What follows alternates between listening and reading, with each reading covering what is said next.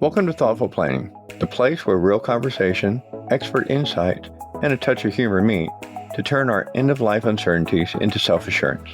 I'm your co-host, Santiago, a history buff and a big kid at heart. And I'm Honey, your guide through the intricate dance of planning with care and a whole lot of warmth. Every week, we're here to turn those intimidating "are we ready" moments into confident, everything is under control moments.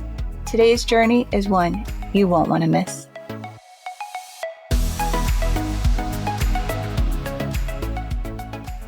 Hi, welcome to Thoughtful Planning. I'm Honey. So today I'll be recording solo since Santiago is out of town, and I'll be sharing a personal story of a journey that I've been on. So before I go any further, the essential question is, would you prepare your own obituary, eulogy, and funeral presentation? All right. So to be honest, even as a planner, this felt something like I thought my family should handle, right? But after we interviewed Anna Adams, founder of the International Doula Life Movement, in episode number 21, I signed up to become a death doula, and this led me to rethink my role in planning my own farewell.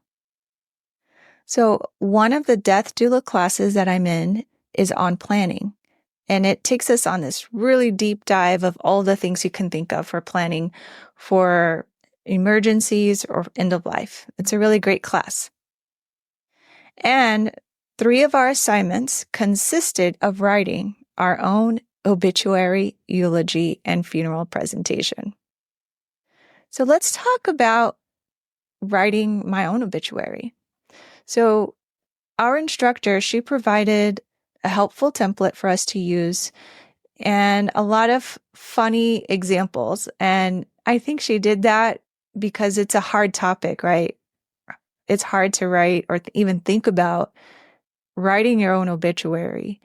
Some of the things that some of the people said was like, I'm obviously alive, so what do I put for the date at the end? So for me, I put TBD, to be determined. But some people, it could be very stressful to think about this topic. It's very heavy. So I liked how our instructor provided funny examples of obituaries. You can go on YouTube, probably Google like YouTube humorous obituary videos or newspaper articles and so forth. And that way, when you start to write your own, if you do decide, then maybe that will help with that a little bit of a heaviness with the writing. All right. And she also shared some practical tips for us to keep the costs down. If you're thinking about putting this in the newspaper, honestly, the newspaper thinks of this as a big moneymaker for them, right? Because when people die, they might post about their obituary in the paper. Now, you don't have to do that, but some people do that. And the longer it is, the more words it is, the more expensive it's going to be. And the costs will add up really fast. So you want to be careful if you are going to post in a newspaper. Now, personally, I would rather my family not even post anything in the paper and just do something that's digital, online. I hear that funeral homes allow obituaries on their sites. Now, with anything that you do online, you'll always want to make sure what is the cost of this and so forth. For my family, my intent is low cost. So, and make it be a single cost because some of these places charge recurring monthly fees. Okay. I don't want that. So I'm making everyone aware to ask those questions, right? Ask your loved ones what they want for their obituary. And honestly, it's the ones who are left behind who have to pay the bills unless it comes out of their estate. For me personally, again, keeping costs down is what I prefer. And nowadays on social media, we could post my obituary on there and share that. And then that's it. That's done. Okay. Now, if writing the obituary sounds like super overwhelming or super heavy, there are actually people out there that will write them for you if you didn't know that. Reach out to me if you are interested. I know a person, of course, they were actually a guest on one of our podcasts. She'll be starting to do this very soon if she hasn't started already. She did our podcast on, I can't remember the title, but it's about laughter, right? Having a sense of humor. And Her name is Robin Johnson. So I will link that in the show notes to that episode so you can take a listen to that one. But at that time of that podcast, she wasn't offering that as a service yet, but now she is going to be doing that anytime soon. Okay. Out of all the 3 assignments we had to do, that one for me was the simplest. It's simply listing out facts about the person's life and family. So really simple. And I actually used, if you've ever heard of a program or a software called Canva, they do have a free version. I have a paid version, but anyway, on the free version, you can do a lot of things. Anyway, if you get Canva, you can do a search for obituary templates and then see what is available to you. And then you can use that for writing your obituary. But remember, you want to keep those costs down. So limiting the words and any kind of artwork, like if you're putting that in a newspaper, I'm sure that would be very expensive if you added artwork or designs in there. So just think about all those things and keep it to where you want it to be for your budget. All right. So now let's talk about the eulogies. So that was our second assignment. And I was finding myself a bit stuck on this one because the reason why is I thought that maybe my family would be the ones that would do that for me. They would be the ones that would stand up in front of everyone and talk about me or my life or what I did and so forth. So I really didn't expect to be writing my own eulogy. And so, yeah, I was a bit stuck on that. And what was helpful was our teacher, she gave us an example in class she showed a video, and it was of a man who gave his own eulogy. And so I thought, oh, I think I could do that. I can do that. But again, I was still a little bit stuck in what am I going to say and so forth. So anyhow, one night, it was like 1 a.m, our dog Tex had to go to the bathroom. And so I was out there in the backyard with him while he's messing around out there, just goofing around. And all of a sudden, just out of nowhere, like a bunch of stories just started coming to me. So I got my phone and I started voice recording these stories. And then the next day, what I did is I pieced all the stories together to make them in sequential order and had a nice flow to them. And then I actually started practicing these stories, telling the stories, because I was trying to get an idea of a time, like how long this was taking. And our teacher suggested that we keep the eulogy to 10 minutes or less. So that's what I wanted to do. And so it was very helpful for me to talk it out loud first, gauge myself on the time. And then I started, okay, I'm not going to do that story. I'm not going to do that story, but I'll do this one and so forth.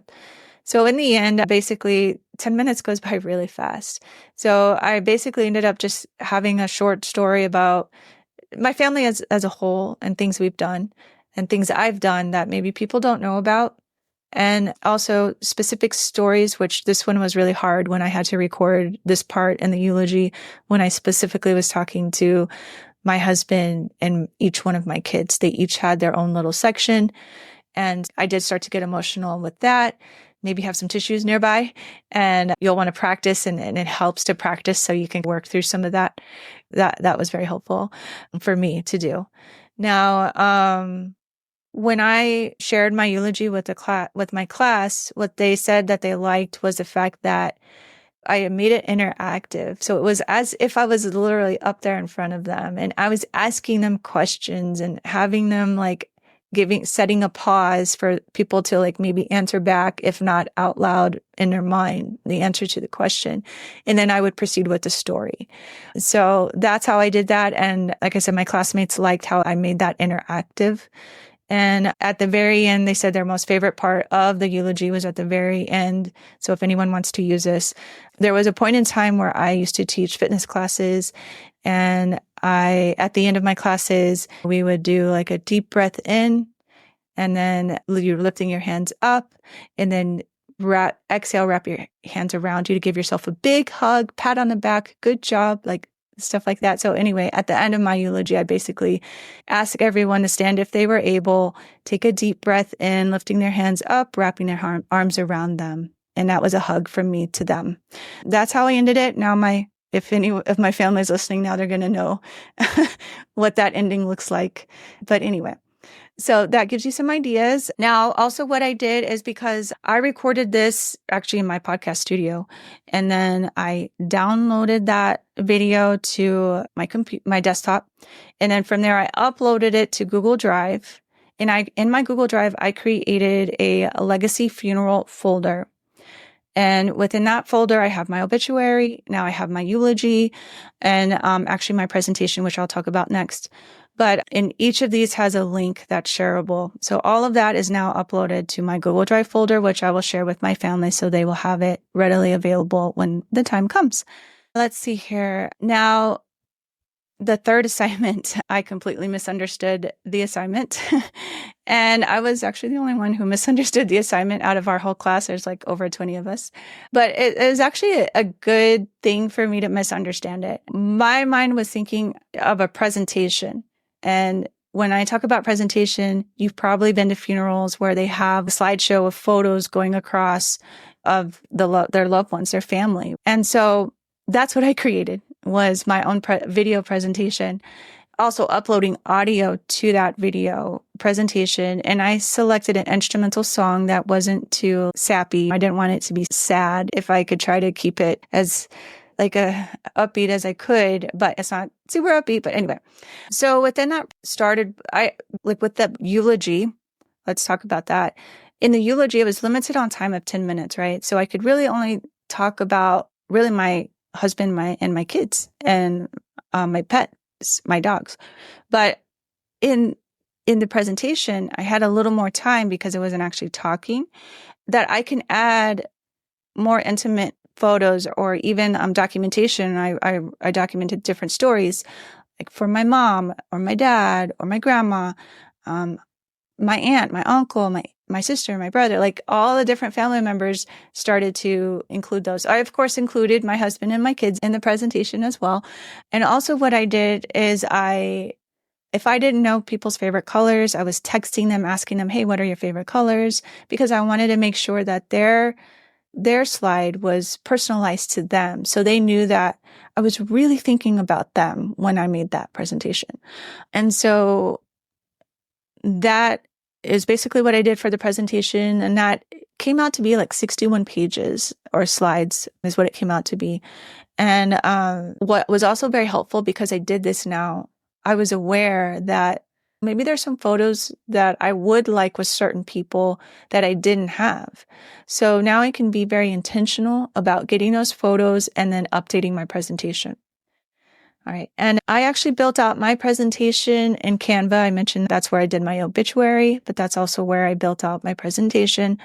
If you have Canva, you can go look in there and do a search for, a presentation. They have templates available for you in there that you can use. And I specifically use, I believe, the photo book presentation. So you can look for something on there and try that if you'd like. Now, what the assignment actually was to be a timeline of events of the actual funerals. When is it going to start? And who is going to be the MC? And a lot of people, there's actually an event planner in our class, and she was very specific on the timeline of this happens at this time and this happens at that time and so forth. So as people did talk and share their ideas about what their expectations were for their funeral, I jotted some of those ideas down so that I was creating my own timeline of events during the class while the class was going. And like some people had some really good examples. I don't think I would do a lot of these things here, but I'll just say what they are in case you might be interested in some of them. But some people mentioned that they would have fireworks at theirs or doves releasing. One person, which I think I might try this idea, is little cards that she's going to put on the tables for when they go to dinner or lunch or their meal that they're going to have. And each little card is going to have a different phrase. It's going to start off with a phrase. For example, one might say, I remember when, and then she's hoping that the guests will fill it in with the story, right? Or another caption she had was, my favorite memory with, and then another one is, when we were kids, we. So those are just a few ideas if that helps you with your planning. And what she did is she created like a box, or she said she was going to have this box so that when people were done writing their stories, they would drop the stories in the box so that in a year later, the family can go and start reading the stories to help them process and remember their loved one. Because sometimes some of us don't know how we impacted other people. And so it's nice to read those stories. Another person said the same thing, like there was a lot of talk about stories. And the reason why is I learned that stories help us with our grief, right? So if we can encourage writing stories, this will help everyone in the grieving process. And anyway, another person had said, like with those stories, what they were going to do was have a bonfire and have everyone rewrite your story and you throw it in the bonfire. And then it goes up and then your loved one who passed now can read that story or know what that story was. Someone else said that they would put their stories in their casket with their loved one. So that is another one. Another person mentioned this, which I thought was great. If you collect things, so if you're a collector of books, for example, they want all their books taken to their funeral and they want all of the people that attend the funeral to take a book with them. Just something for them to remember their loved one with. It doesn't have to be a book, right? It could be whatever you collect, right? It could be Beanie Babies, right? Toys, if you're a toy collector, whatever, just take it all to the funeral and everyone takes one as like a parting gift, I guess, if you want to say. So anyhow, that is what I did for my presentation. Now, that was actually the fourth presentation I've done. So I've also done video presentations before. One was for my dog, Max. One was for my dog, Rex. And then one was for my aunt. Now, those presentations were not 61 pages, right?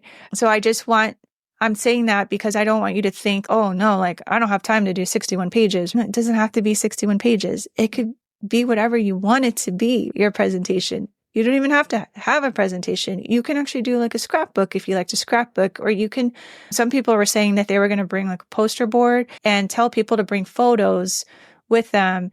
And that way they could put their photo on the poster board and then share a story about the photo if they would like to share a story. So those are some ideas on that.